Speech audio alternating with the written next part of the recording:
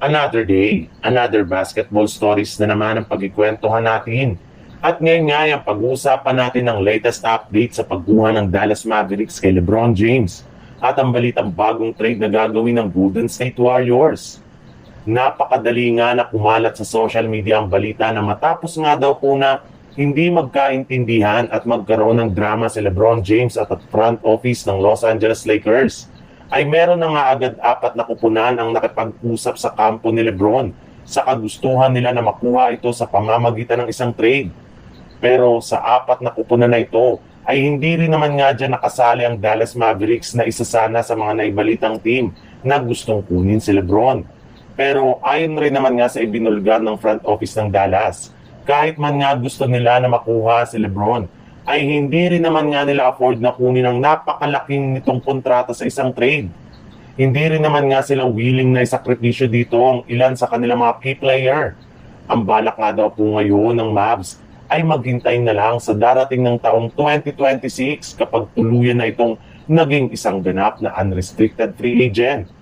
Sa ganyang paraan nga, ay maaaring nila itong makuha sa mababang halaga na kakayanin ng kanilang kasalukuyang cap space at hindi makakasira sa kanilang lineup.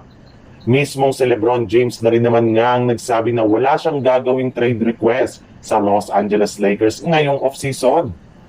Sa ibang balita naman, simula nga ng tanggihan ni Al Horford ang offer sa kanya ng Golden State Warriors, ay marami na nga ang nagtatanong kung anong rason sa likod ng kanyang ginawang desisyon.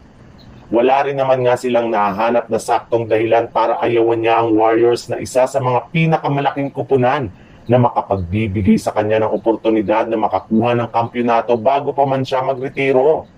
Eto nga ay walang iba kundi ang Golden State Warriors. May chance rin naman nga siya dito na makakuha dito ng starting center position kung sakali man na maging maganda ang kanyang performance at isa sa mga pinakamagaling na player sa history ng NBA na si Stephen Curry. Kaya dahil nga sa pangyayaring ito, ay wala nang iba pang choice ang Warriors kung gumawa na lang ng bagong trade para lamang magkaroon sila ng bagong center.